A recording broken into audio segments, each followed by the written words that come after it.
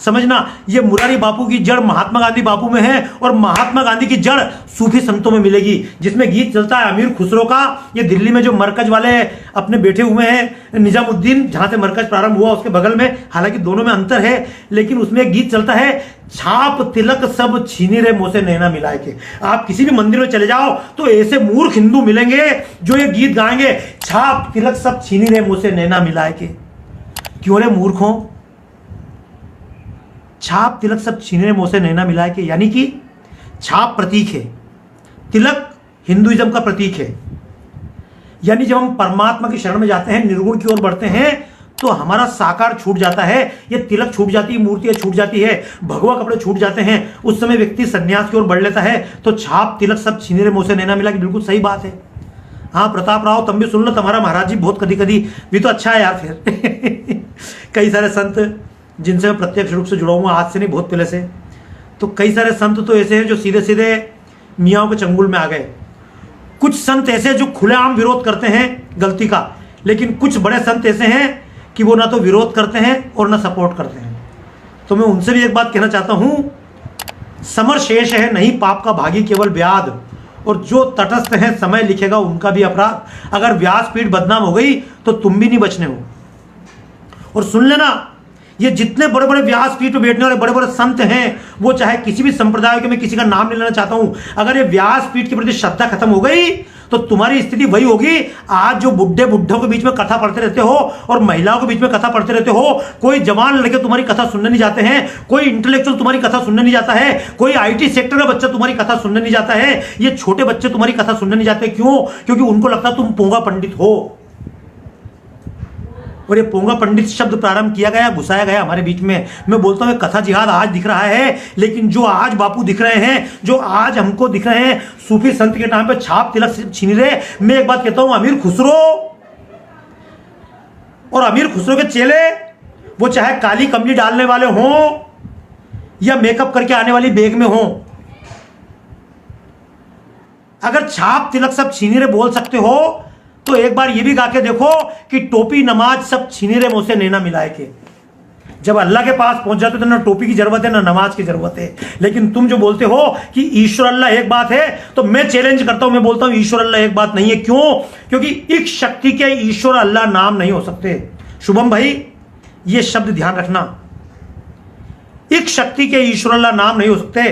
कोई मूर्ख आपसे कहे कि ईश्वर अल्लाह एक बात है, तो उससे बोलना या तो तुम मूर्ख हो या धूर्त हो।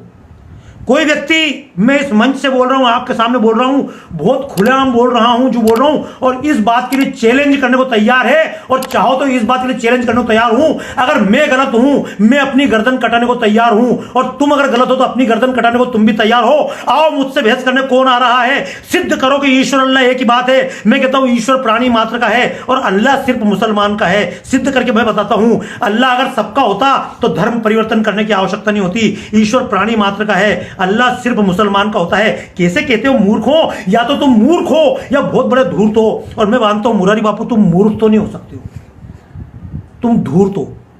चित्रलेखा तुम भी बहुत धूर्त नहीं हो।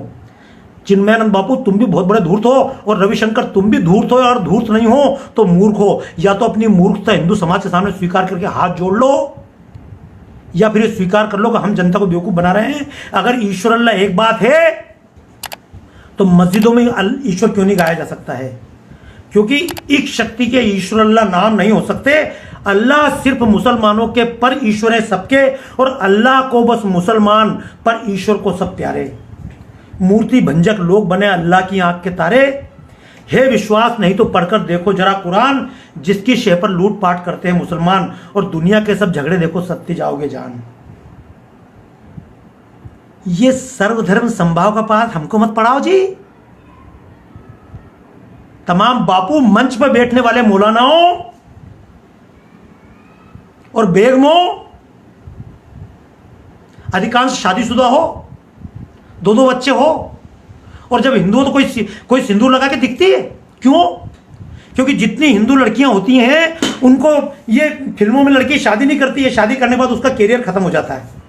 ये जितनी हमारी कथाकार हैं इनको भी अपना कैरियर लगता है, इसलिए सुंदर दिखकर दिखाएं। और मैं तो बताऊं टीवी पे सिस्टम है, मेरी बात मान लो, ये जिहाद ऐसे नहीं चलता है।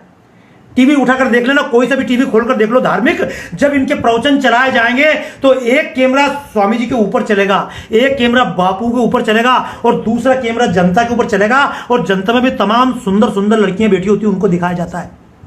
कोई बुड्ढों को दिखाने का काम नहीं है, क्योंकि बुड्ढों को दिखाने से टीआरपी नहीं बढ़ती है। इसलिए ये जितने कथाकार आते हैं, मेकअप पहन के लड़कियां बैठती हैं, ये जितने बापू दिख रहे हैं वो भी,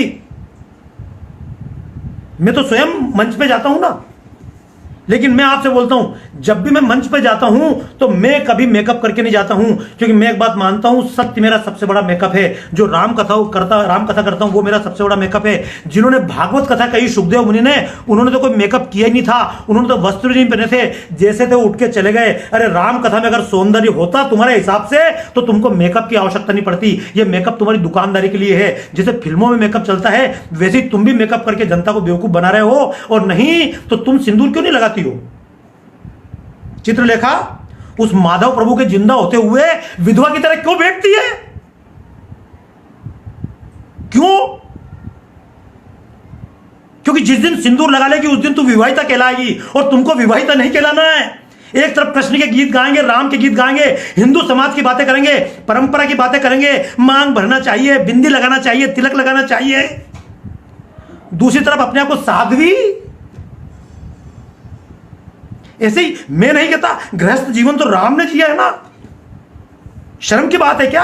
लेकिन अगर तुम गृहस्थ हो तो अपने आप को गृहस्थ सिद्ध क्यों नहीं करना चाहते हो? क्योंकि इस देश के नौजवानों को बेवकूफ बनाकर तुम भी आइकॉन बनना चाहते हो, यूथ आइकॉन। देवी मां, अरे तुम अपने आप को पत्नी सिद्ध नहीं कर पा रहे हो, मां क्या सिद्ध करोगे?